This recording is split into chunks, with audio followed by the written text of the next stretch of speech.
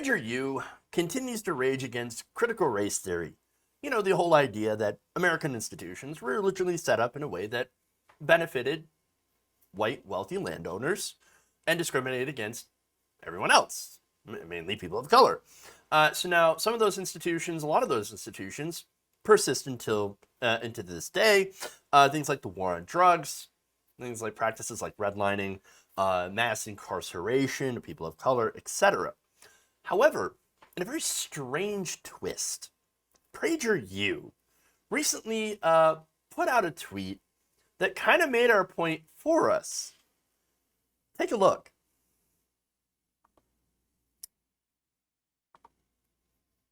Young people are enamored with anti-racist rhetoric because they think they're fighting racist systems in America.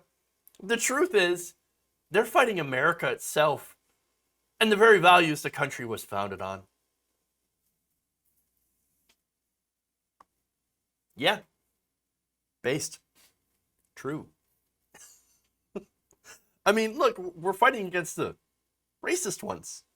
Yes. The fact that this country was founded with slavery being legal is not good. Well, I think we can all agree that's kind of a bad thing, right? And now we have progressed since then. Yes, obviously. However, the result of that slavery, and of course, not to mention the treatment of Chinese people, the treatment of the indigenous people that inhabited the land before us, all that stuff is still really bad. And the legacy of all of that is being felt even today. That's the legacy. That's what critical race theory is pretty much all about. And again, Jim Crow laws, another example. A modern example, the way that schools are funded. That actually also means unequal outcomes for people of color. The way, of course, property taxes fund, local schools. That means that poorer neighborhoods with lower property values get worse schools. Wealthier neighborhoods get better schools. Now, who holds most of the wealth, most of the generational wealth in this country, happens to be white people. Who holds a larger percentage of the crippling student loan debt in this country? Well, it happens to be people of color. Because they don't have those equal upbringings, that good education. And there are other things in the way.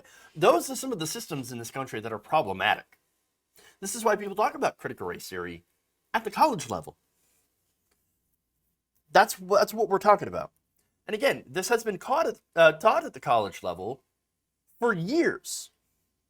So what's with the freak out then about critical race theory? Oh my God, it's coming to your classroom. It's going to tell your kids that everything that they're terrible because they're white. For one, no, it doesn't. Okay, no, it doesn't. That's not what critical race theory is saying. It's saying that, yes, there are a lot of white people that do benefit from those systems of oppression. That doesn't necessarily mean that they're actively engaging or propping up those systems of oppression or that they're being overtly racist. It's just the fact that those systems exist. Now, once you know about those systems and continue to prop them up and continue to support them, even knowing what you know, which, again, I think, to be fair, I'm going to be fair to a lot of people don't know about this. This is why critical race theory is important. This is why it should be taught. But a lot of people just don't know the impact of this stuff. A lot of white people don't know. And so conservatives seem to be desperate to make sure that ignorance continues. And that's the big problem here. And so, yes, those systems are problematic. But again, the problem with it, the reason that conservatives are bringing it up now is, yes, because they don't want things to change. But for second, it really gets their crowd riled up. This is the new right-wing boogeyman. We know conservatives don't want history taught, real history. They don't want critical race theory. They don't want books to discuss slavery. They don't want people to talk about the impact, even after civil rights, of all the protests, of all the laws that are made to discriminate against black people, all the ways that they tried to shut down voting for black people. They don't want any of that stuff. And so, yes, they want to keep people ignorant of that history. And most importantly, they want to continue to perpetuate the way things are. Why? Because, well, the people who fund the Republican Party the most are the ones who benefited from those systems of oppression. So, all right. By the way, they don't want to teach, again, that history. They call it anti-American, right? Actually, in reality, oppression is probably one of the most American things ever. When you look at our history, when you actually look at our history with a critical eye, and you look at the stuff that we've done, you look at the imperialism that we have engaged in, and you look at the way that we have treated the indigenous people, black people, the Chinese, and other ethnic groups that at the time were undesirables. At one point, it was the Irish. Even so, out of all of those different ethnic groups, black people still absolutely had it the worst because they weren't even treated as human beings.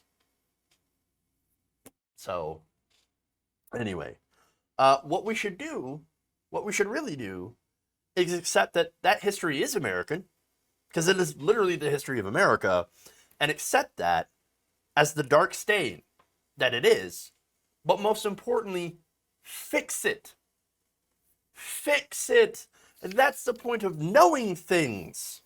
And the fact that they are fighting so hard to deny it means one thing. It means they don't believe that it's actually wrong. They don't think anything's wrong with this. Big problem, right? So now, I got a couple of responses to this, by the way. Since this did get a pretty good ratio on Twitter, one of them is Vosh saying simply, "This one slaps." It's a good tweet. All right. Bo of the Fifth Column says, "When did PragerU become woke? Where else am I going to get my daily fix of conservative racist rhetoric?" I know, right? You might have to do some digging. Might maybe sign up on Gab. Critical-based theory says, "When you accidentally admit that critical race theory is correct..." Oh, by the way, you've also got this tweet. You know that famous painting of the signing the Declaration of Independence? Somebody put a red dot over the face of every slaveholder. Behold, the values our country was founded on. Oh, look at that. There's a lot of red dots. Tons of red dots. And then finally, Stephanie Williams tweets, "So what you're saying is America itself and the very values the country were founded on were in fact racist." Got it. And yes, America was founded on numerous racist values and beliefs. And ignoring those facts keeps America from being the best that it can be.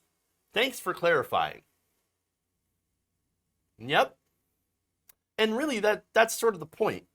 Again, this isn't to trash America. I love this country. I love the promise of what it could be. We are so far away from that promise. But learning things, teaching things, knowledge, understanding the true history of this country, and not falling into blind patriotism, I feel like that's the way out. And the way to make this country actually live up to its real promise. If you enjoyed this video, please give us a like and share with your friends. You can subscribe and help out the channel by becoming a patron. It's patreon.com/Jeff Waldorf, or you can become a channel member as well by hitting the join button below.